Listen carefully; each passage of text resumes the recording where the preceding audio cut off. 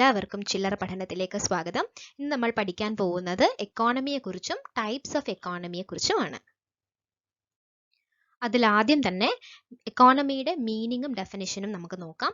According to A.J. Brown, an economy is a system by which people get living. Economy എന്ന് പറയുന്നത് ഒരു സിസ്റ്റമാണ്. ആ സിസ്റ്റത്തിൽ നിന്നാണ് ഇൻഡിവിജ്വൽസിന് അവർക്ക് ജീവിക്കാൻ ആവശ്യമായിട്ടുള്ള റിസോഴ്സസും മറ്റു കാര്യങ്ങളും ഒക്കെ കിട്ടുന്നത്. അതുപോലെ തന്നെ എക്കോണമിയിലാണ് എക്കണോമിക് ആക്ടിവിറ്റീസ് എല്ലാം നടക്കുന്നത്. ഈ എക്കണോമിക് ആക്ടിവിറ്റീസ് എന്ന് പറയുന്നത് പ്രൊഡക്ഷൻ, അതുപോലെ കൺസംഷൻ, then distribution. ഈ മൂന്ന് ഇമ്പോർട്ടൻ്റ് ആയിട്ടുള്ള എക്കണോമിക് ആക്ടിവിറ്റീസും എവിടെയാണ് നടക്കുന്നത്? എക്കോണമിയിലാണ് നടക്കുന്നത്. നമുക്ക് നമ്മുടെ നെക്സ്റ്റ് പാർട്ടിലേക്ക് വരാം, which is the types of economies. പൊതുവായും എക്കണോമിക് സിസ്റ്റത്തിനെ നമ്മൾ രണ്ടായിട്ടാണ് ക്ലാസിഫൈ ചെയ്തിരിക്കുന്നത്. First one, on the basis of ownership and control over means of production or resources. Second type എന്ന് പറയുന്നത് on the basis of level of development. ഈ രണ്ട് ടൈപ്പാണ് നമുക്കുള്ളത്. ഇതിൽ തന്നെ ഫർദർ ക്ലാസിഫിക്കേഷൻ ഉണ്ട്. നമുക്ക് ഓരോന്നായിട്ട് നോക്കാം. ആദ്യത്തേത് on the basis of ownership and control over means of production ആണ്. അതായത് നമ്മൾ എങ്ങനെ ജോലി ചെയ്യുന്നു, whether it is capital intensive, labour intensive, ഇങ്ങനെയൊക്കെ നോക്കിയിട്ട് പബ്ലിക് സെക്ടർ ആണോ പ്രൈവറ്റ് സെക്ടർ ആണോ, ആരാണ് അതിൻ്റെ ഓണർ, റിസോഴ്സസിൻ്റെ ഒക്കെ ഓണർ ആരാണ്, ഇങ്ങനെയൊക്കെ കുറച്ച് കാര്യങ്ങൾ നോക്കിയിട്ടാണ് ഈ ഒരു ഡിവിഷൻ വന്നിരിക്കുന്നത്. മെയിൻ ആയിട്ടും ഇതിൽ 3 സബ് ഡിവിഷൻസ് ആണ് ഉള്ളത്. ഒന്ന് എന്ന് പറയുന്നത് ക്യാപിറ്റലിസ്റ്റ് അല്ലെങ്കിൽ free enterprise economy, second one socialist അല്ലെങ്കിൽ centrally planned economy, and third one is mixed economy. ഈ 3 എണ്ണത്തിൻ്റെയും മെയിൻ ഫീച്ചേഴ്സും ഡെഫിനിഷൻസും നമുക്ക് ഇനി നോക്കാം. ആദ്യമായിട്ട് നമ്മൾ പറയുന്നത് ക്യാപിറ്റലിസ്റ്റ് എക്കോണമിയാണ്. ക്യാപിറ്റലിസ്റ്റ് എക്കോണമിയുടെ വേറൊരു പേരാണ് ഫ്രീ എന്റർപ്രൈസ് എക്കോണമി. ഇതൊരു ഓൾഡസ്റ്റ് ഫോം ഓഫ് എക്കോണമി ആണ് എന്ന് പറയപ്പെടുന്നു. അതുപോലെ തന്നെ ലേസിഫയർ പോളിസി നിലവിൽ നിന്ന കാലത്താണ് ഈ ഒരു ക്യാപിറ്റലിസ്റ്റ് എക്കോണമിയും വരുന്നത്. ലേസിഫയർ പോളിസി എന്ന് പറയുന്നത് വേറൊന്നുമല്ല, ഇത് നമ്മുടെ 4ാമത്തെ പോയിന്റ് ആണ്, ആബ്സെൻസ് ഓഫ് ഗവൺമെന്റ് ഇന്റർഫറൻസ്. അതായത് മാർക്കറ്റ് റിലേറ്റഡ് ആയിട്ടുള്ള കാര്യങ്ങളിൽ ഗവൺമെന്റ് അധികം ഇടപെടേണ്ട എന്നുള്ളതാണ് ഈ ഒരു ലേസിഫയർ പോളിസി കൊണ്ട് ഉദ്ദേശിക്കുന്നത്. അതായത് കമോഡിറ്റീസിന്റെ വില നിശ്ചയിക്കാനും അതുപോലെ മാർക്കറ്റിന്റെ റെഗുലേഷൻസിന് വേണ്ടി ലോസ്, റെസ്ട്രിക്ഷൻസ് ഇങ്ങനെയൊന്നും ഗവൺമെന്റ് ഇടപെടേണ്ട, അല്ലെ ഈ ഒരു കാര്യത്തിലൊന്നും ഗവൺമെന്റ് ഇടപെടേണ്ട കാര്യമില്ല, അതൊക്കെ നാച്ചുറൽ ആയിട്ട് തന്നെ അങ്ങ് നടന്നോളും എന്നുള്ള ഒരു പോളിസി ആയിരുന്നു ലേസിഫയർ പോളിസി എന്ന് പറയുന്നത്. ഇതൊരു ഇമ്പോർട്ടൻറ്റ് പോളിസിയാണ് അല്ലെങ്കിൽ ഒരു ഫീച്ചറാണ് ക്യാപിറ്റലിസ്റ്റ് എക്കോണമിയുടെ. മറ്റ് ഫീച്ചേഴ്സ് എന്തൊക്കെയാണ്? പ്രൈവറ്റ് പ്രോപ്പർട്ടി, അതായത് ഈ ക്യാപിറ്റലിസ്റ്റിന് പ്രോപ്പർട്ടിയുടെ ആ ഒരു ഓണർഷിപ്പ് ഉണ്ടായിരുന്നു, അല്ലെ റിസോഴ്സസും പ്രോപ്പർട്ടിയും ഒക്കെ കയ്യിൽ വെക്കാനും അങ്ങനെ അവരുടെ തലമുറയായിട്ട് അങ്ങനെ കൈമാറാനും ഉള്ള കയ്യിൽ വെക്കാനും അങ്ങനെയൊക്കെ ഉള്ള കാര്യങ്ങൾ ഉണ്ടായിരുന്നു. അടുത്തൊരു ഫീച്ചറാണ് പ്രോഫിറ്റ് മോട്ടീവ് എന്ന് പറയുന്നത്. ഈ പ്രോഫിറ്റ് മോട്ടീവ് എന്ന് പറയുന്നത് ഏറ്റവും ഇമ്പോർട്ടൻ്റ് ആയിട്ടുള്ള ഒരു ഫീച്ചറാണ്. കാരണം ക്യാപിറ്റലിസ്റ്റ് എക്കോണമി അല്ലെങ്കിൽ ക്യാപിറ്റലിസ്റ്റിനെ സംബന്ധിച്ചിടത്തോളം അവർക്ക് വെൽഫെയറിനെ കുറിച്ച് ഒട്ടും താല്പര്യം ഉണ്ടായിരുന്നില്ല. എക്കണോമിക് വെൽഫെയർ കൂടണമെന്നോ അല്ലെങ്കിൽ അതിനു വേണ്ടി ആണ് നമ്മൾ ഈ എക്കണോമിക് ആക്ടിവിറ്റീസ് ചെയ്യേണ്ടതെന്നോ ഒന്നൊന്നും അവർ കരുതിയിരുന്നില്ല. അവരെ സംബന്ധിച്ചിടത്തോളം ക്യാപിറ്റലിസ്റ്റുകാരെ അല്ലെങ്കിൽ ആ ഒരു ക്യാപിറ്റലിസ്റ്റ് എക്കോണമിയുടെ പ്രൊഡ്യൂസേഴ്സിനെ സംബന്ധിച്ചിടത്തോളം അവർക്ക് മാക്സിമം എന്താണ്, പ്രോഫിറ്റ് ക്രിയേറ്റ് ചെയ്യണം എന്നുള്ള ഒരു ചിന്ത മാത്രമേ ഉണ്ടായിരുന്നുള്ളൂ. And then third one is competition. Competition എന്ന് പറയാൻ കാരണം ഗവൺമെന്റിന്റെ യാതൊരുവിധ റെസ്ട്രിക്ഷൻസും ഇല്ലാത്തത് കൊണ്ട് തന്നെ ആർക്ക് വേണോ ആ മാർക്കറ്റിലേക്ക് കടന്നു വരികയും അല്ലെ പ്രൊഡ്യൂസ് ചെയ്യുകയും ഡിസ്ട്രിബ്യൂട്ട് ചെയ്യുകയും ഒക്കെ ചെയ്യാം. അതുകൊണ്ട് തന്നെ അവിടെ വലിയ രീതിയിൽ ഒരു കോമ്പറ്റീഷൻ ഉണ്ടായിരുന്നു. പ്രൊഡ്യൂസേഴ്സ് തമ്മിൽ വളരെ വലിയ രീതിയിലാണ് അവിടെ കോമ്പറ്റീഷൻ ഉണ്ടായിരുന്നത്. സോ ഇത്രയുമാണ് ക്യാപിറ്റലിസ്റ്റ് എക്കോണമിയുടെ ഒരു മെയിൻ ആയിട്ടുള്ള ഫീച്ചേഴ്സ് എടുത്തു പറയാനായിട്ട് ഉള്ളത്. അടുത്തത് സോഷ്യലിസ്റ്റ് എക്കോണമി ആണ്. സോഷ്യലിസ്റ്റ് എക്കോണമിയുടെ വേറൊരു പേരെന്താണ്? Centrally planned economy. ഇവിടെ എല്ലാ റിസോഴ്സസും പ്രൊഡ്യൂസ് ചെയ്യുന്നതും സ്വന്തമാക്കി വച്ചിരിക്കുന്നതും ഒക്കെ ആരുടെ കൺട്രോളിലാണ്? ഇതെല്ലാം ഗവൺമെന്റിന്റെ കൺട്രോളിലാണ്. ഗവൺമെന്റ് ആണ് ഇതെല്ലാം നോക്കി നടത്തുന്നത്. അതായത് എക്കണോമിക് ആക്ടിവിറ്റീസും എല്ലാ മാർക്കറ്റും എല്ലാത്തിൻ്റെയും ഒരു ഓണർ എന്ന് പറയുന്നത് ആരാണ്? ഗവൺമെന്റ് ആണ്.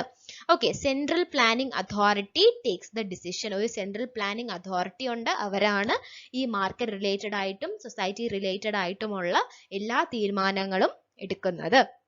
ഇതിലെ മെയിൻ ഫീച്ചേഴ്സ് എന്ന് പറയുന്നത് സോഷ്യൽ വെൽഫെയർ ആണ് മെയിൻ ഒബ്ജക്റ്റീവ്. നമ്മൾ തൊട്ട് മുന്നേ ക്യാപിറ്റലിസ്റ്റിൽ എന്ത് കണ്ടു? പ്രോഫിറ്റ് മോട്ടീവ് ആണ് എന്ന് നമ്മൾ പഠിച്ചു. അതിന്റെ നേരെ ഓപ്പോസിറ്റ് ആണ് സോഷ്യലിസ്റ്റ് എക്കോണമി എന്ന് പറയുന്നത്. സോഷ്യൽ വെൽഫെയർ ആണ്, അല്ലെ ആളുകളുടെ അല്ലെങ്കിൽ ജനങ്ങളുടെ വെൽഫെയർ ആണ് അവരുടെ ഫസ്റ്റത്തെ ഒരു ഒബ്ജക്റ്റീവ് എന്ന് പറയുന്നത്. Second one, production are owned by government on the behalf of people. നമ്മൾ നേരത്തെ തന്നെ പറഞ്ഞു, പ്രൊഡക്ഷനും റിസോഴ്സസും എല്ലാം ആരാണ് ഓൺ ചെയ്തിരിക്കുന്നത്? ആരുടെ കൺട്രോളിലാണ്? ഗവൺമെന്റിന്റെ കൺട്രോളിലാണ്.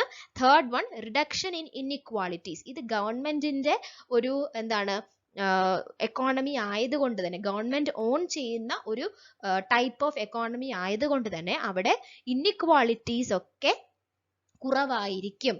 എല്ലാവരുടെയും വെൽഫെയർ ആണല്ലോ ഉദ്ദേശിക്കുന്നത്. അപ്പം തീർച്ചയായിട്ടും ഇൻഇക്വാളിറ്റീസ് ഒക്കെ കുറവായിരിക്കും. അതുപോലെ തന്നെ നോ ക്ലാസ് കോൺഫ്ലിക്റ്റ്, അതായത് റിച്ച് ക്ലാസ് എന്നും പുവർ ക്ലാസ് എന്നും ഹാവ്സ് ആൻഡ് ഹാവ് നോട്ട്സ് ഇങ്ങനെയുള്ള ഒരു ക്ലാസ് ഡിവിഷനും അവിടെ ഇല്ല എന്നാണ് പറയുന്നത്. സോ ഇതാണ് സോഷ്യലിസ്റ്റ് എക്കോണമിയുടെ മെയിൻ ഫീച്ചേഴ്സ്. ഇനി നെക്സ്റ്റ് മിക്സഡ് എക്കോണമി ആണ്. മിക്സഡ് എക്കോണമി എന്ന് പറയുന്നത് ഒരു കോമ്പിനേഷൻ ആണ്, ക്യാപിറ്റലിസത്തിന്റെയും സോഷ്യലിസത്തിന്റെയും ഒരു കോമ്പിനേഷൻ ആണ് മിക്സഡ് എക്കോണമി എന്ന് പറയുന്നത്.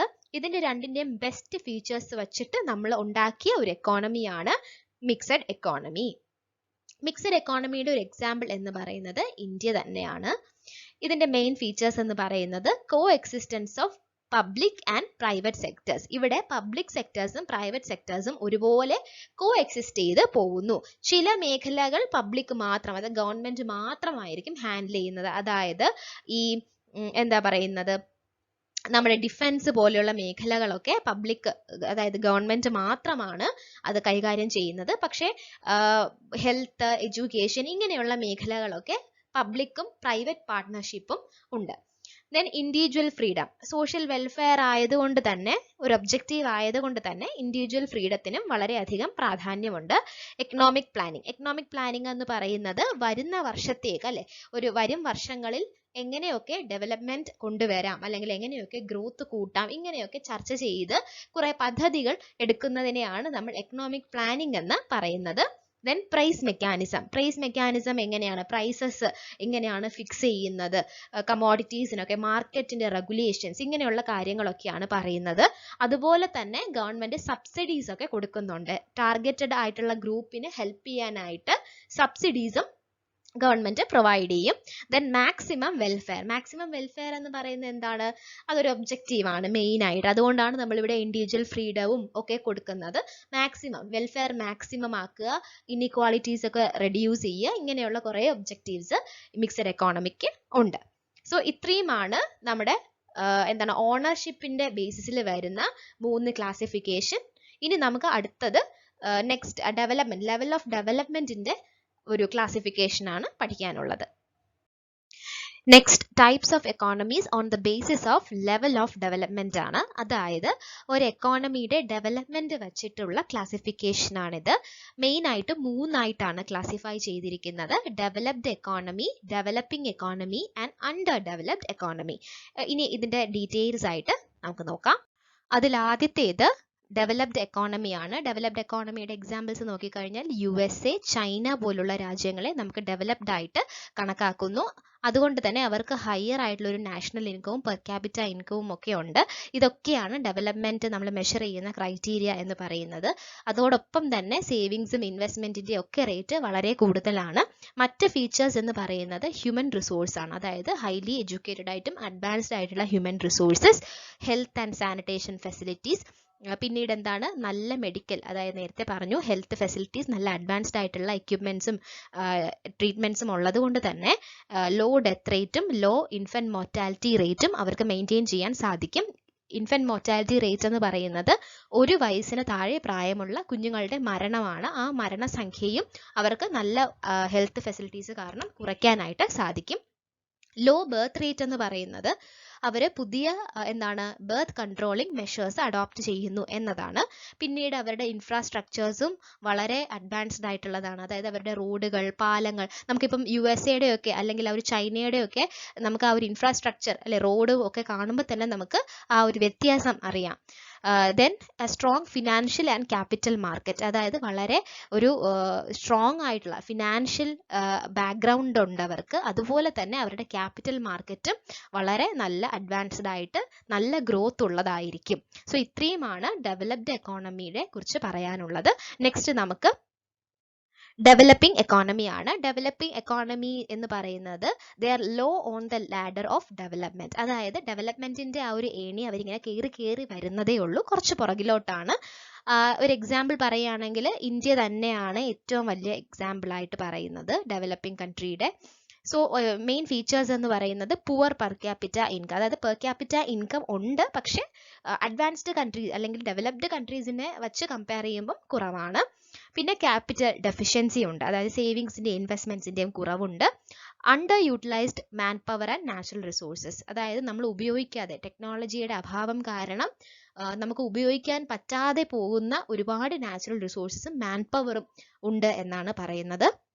പിന്നെ അൺയൂട്ടിലൈസ്ഡ് പൊട്ടൻഷ്യൽ ഫോർ ഗ്രോത്ത്, അതായത് ഗ്രോത്തിന് വേണ്ടിയിട്ടുള്ള എല്ലാ പൊട്ടൻഷ്യലും ആ രാജ്യത്ത് ഉണ്ടാവും, പക്ഷെ അത് ഉപയോഗിക്കുന്നില്ല അല്ലെങ്കിൽ അത് അറിയാതെ പോകുന്നു എന്നതാണ് സത്യം. ദെൻ സോഷ്യോ എക്കണോമിക് ഡിറ്റർമിനൻസിന്റെ ഒരു poor base. Socio economic determinants എന്ന് പറയുന്നത് നമ്മുടെ ഹെൽത്ത്, എഡ്യൂക്കേഷൻ, ഇങ്ങനെയുള്ള കാര്യങ്ങൾ, ഇൻഫ്രാസ്ട്രക്ചർ, ഇങ്ങനെയുള്ള കാര്യങ്ങളുടെയൊക്കെ ഒരു പുവർ ആയിട്ടുള്ള ഒരു ബേസ്മെന്റ് ആണ് ഇതിന് ഈ ഒരു ഗ്രോത്തിന് തടസ്സമായി അല്ലെങ്കിൽ ഡെവലപ്മെന്റിന് തടസ്സമായി നിൽക്കുന്നത്.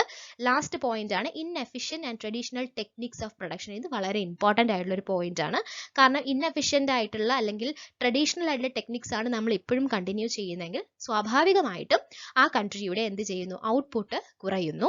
അതുകൊണ്ട് തന്നെ ഇൻഎഫിഷ്യന്റ് ആയിട്ടുള്ള ഒരു പ്രൊഡക്ഷൻ മെത്തേഡിലേക്ക് നമ്മൾ പോകുന്നു.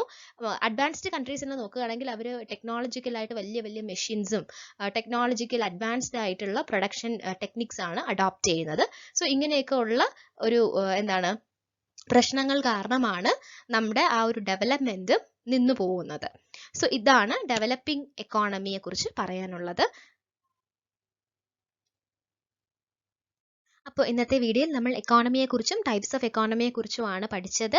വീഡിയോ ഇഷ്ടമായിട്ടുണ്ടെങ്കിൽ എല്ലാവരും ലൈക്ക്, ഷെയർ ആൻഡ് സബ്സ്ക്രൈബ് ചെയ്യുക. സബ്സ്ക്രൈബിൻ്റെ സൈഡിലായിട്ട് ബെൽ ബട്ടൺ ഉണ്ട്, നോട്ടിഫിക്കേഷന് വേണ്ടി അത് ഓൺ ചെയ്യുക. Thank you.